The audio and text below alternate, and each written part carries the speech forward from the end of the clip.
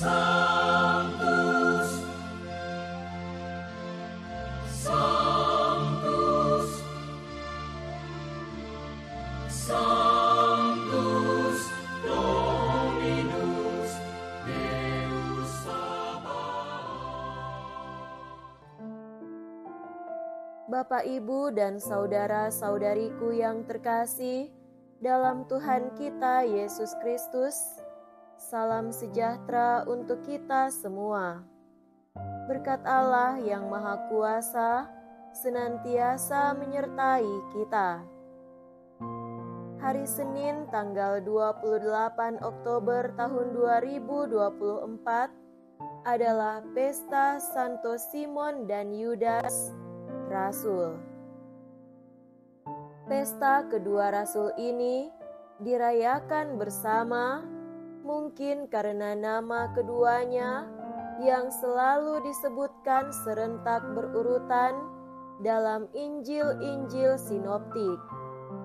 Injil Matius bab 13 ayat 55, Injil Markus bab 3 ayat 18 dan bab 14 ayat 3, dan Injil Lukas ayat 6 sampai 16. Dan karena keduanya sama-sama mengalami nasib sebagai martir di negeri Persia.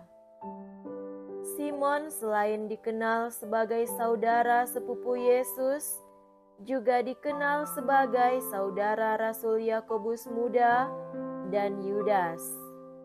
Julukannya si Selot, berarti yang rajin, yang meluap semangatnya dalam mempelajari dan menaati hukum Taurat Yahudi.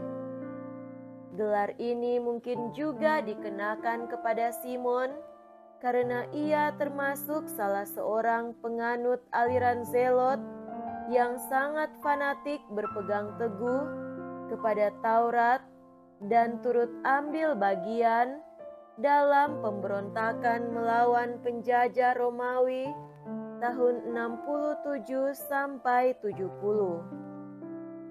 Kisah hidup dan karyanya sebagai rasul tidak dicantumkan dalam Injil, namun berdasarkan beberapa tradisi, Simon pernah mewartakan Injil di Mesir dan kemudian bergabung dengan Yudas ke Mesopotamia.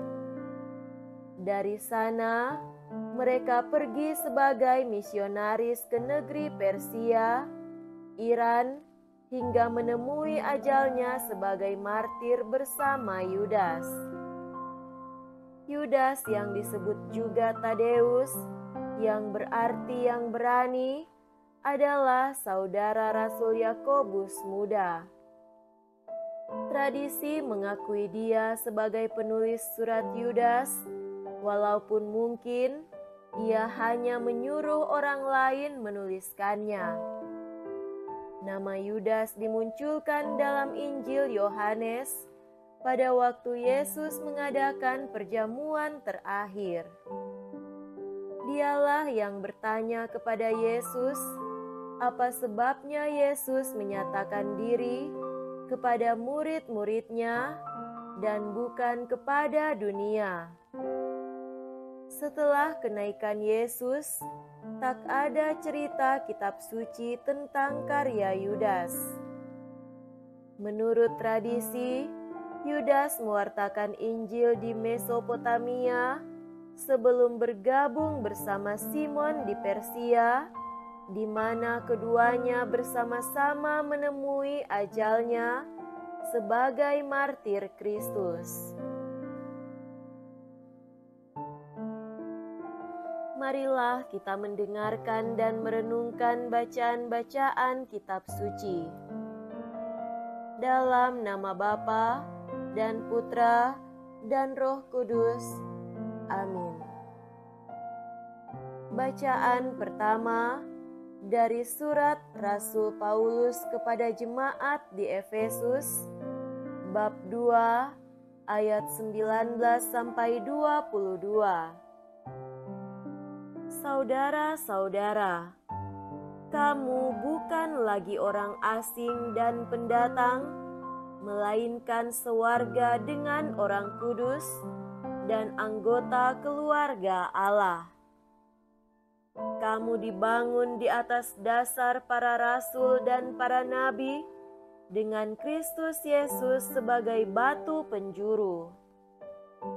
Di atas Dia tumbuhlah seluruh bangunan yang rapi tersusun menjadi bait Allah yang kudus dalam Tuhan. Di atas Dia pula kamu turut dibangun menjadi tempat kediaman Allah dalam Roh. Demikianlah sabda Tuhan. Syukur kepada Allah.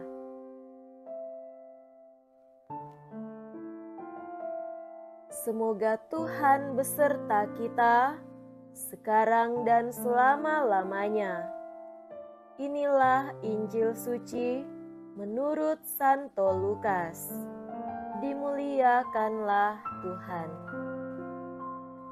Injil Lukas bab 6 ayat 12 sampai 19. Sekali peristiwa, Yesus mendaki bukit untuk berdoa. Semalam-malaman ia berdoa kepada Allah. Keesokan harinya, ketika hari siang, ia memanggil murid-muridnya, lalu memilih dari antara mereka 12 orang yang disebutnya rasul. Mereka itu ialah Simon yang juga diberinya nama Petrus, Andreas saudara Simon, Yohanes dan Yakobus, Filipus dan Bartolomeus, Matius dan Thomas, Yakobus anak Alfeus, dan Simon yang disebut orang Selot, Yudas anak Yakobus, dan Yudas Iskariot yang kemudian menjadi pengkhianat. Lalu Yesus turun bersama mereka dan berhenti pada suatu tempat yang datar. Di situ berkumpul sejumlah besar dari murid-muridnya dan banyak orang lain yang datang dari seluruh Yudea dan dari Yerusalem, dari daerah pantai Tirus dan Sidon. Mereka datang untuk mendengarkan Dia dan untuk disembuhkan dari penyakit mereka. Juga mereka yang dirasuk oleh roh-roh jahat beroleh kesembuhan. Dan orang banyak itu berusaha menjamah Dia, karena daripadanya keluar suatu kuasa, dan semua orang itu disembuhkannya. Demikianlah sabda Tuhan. Terpujilah Kristus. Saudara-saudariku yang terkasih dalam Tuhan kita Yesus Kristus, tema renungan kita pada hari ini adalah Tuhan yang melayakkan. Jika berbicara tentang layak atau tidak layak di hadapan Tuhan, tidak ada seorang pun manusia yang layak di hadapan Tuhan. Namun Tuhan memilih orang-orang yang berdosa untuk mewartakan kasih serta pengampunannya. Jadi, Tuhan yang melayakkan manusia, bukan manusia yang melayakkan dirinya di hadapan Tuhan. Pesta kedua santo ini, yakni Simon orang Selot dan Yudas Tadeus, sungguh menunjukkan hal demikian. Yesus memilih ke-12 murid untuk mewartakan kasih Bapa kepada dunia. Namun, yang menarik adalah sebelum Ia memilih, Ia berdoa semalam-malaman. Mengapa Yesus perlu berdoa semalam-malaman? Pertanyaan ini juga yang seringkali ditanyakan oleh umat dari agama lain, mengapa Yesus perlu berdoa jika Dia Tuhan? Ketika Yesus berdoa, Ia bersatu kembali dengan Bapa di surga. Dengan bersatu kembali, Ia bisa tahu apa kehendak Bapanya. Dengan berdoa semalaman suntuk, Yesus bisa mengetahui pribadi-pribadi mana yang Allah juga kehendaki untuk menjadi rasul-Nya. Para murid Yesus tidak ada yang berasal dari kalangan ahli-ahli Taurat atau orang-orang Farisi. Semuanya berasal dari kalangan yang berstatus sosial rendah pada zaman itu, yakni nelayan, pemungut cukai, pemberontak, dan sebagainya. Pertanyaannya, mengapa Yesus memilih orang-orang demikian? Yesus datang untuk orang-orang berdosa. Melalui orang-orang berdosa inilah mereka dipanggil, mereka dipertobatkan, dikuduskan, mereka juga merasakan kasih Allah dengan melihat Yesus melakukan banyak mujizat, sehingga bisa memberikan kesaksian tentang hal tersebut.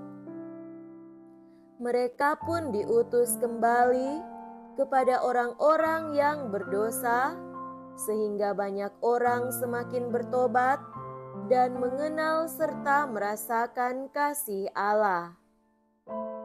Saudara-saudariku yang terkasih, kita juga dipanggil sebagai murid-murid Kristus melalui pembaptisan. Oleh karena itu, kita juga mempunyai tugas yang sama dengan para rasul, yakni mewartakan cinta kasih Allah serta berita pertobatan kepada sesama kita. Maka hendaknya kita tidak malu dengan masa lalu kita yang membuat kita merasa tidak layak. Tuhan yang melayakkan diri kita untuk mewartakan kasih-Nya kepada banyak orang. Kita semua diutus untuk mewartakan cinta kasih Tuhan kepada banyak orang. Semoga demikian. Amin. Dalam nama Bapa dan Putra dan Roh Kudus. Amin.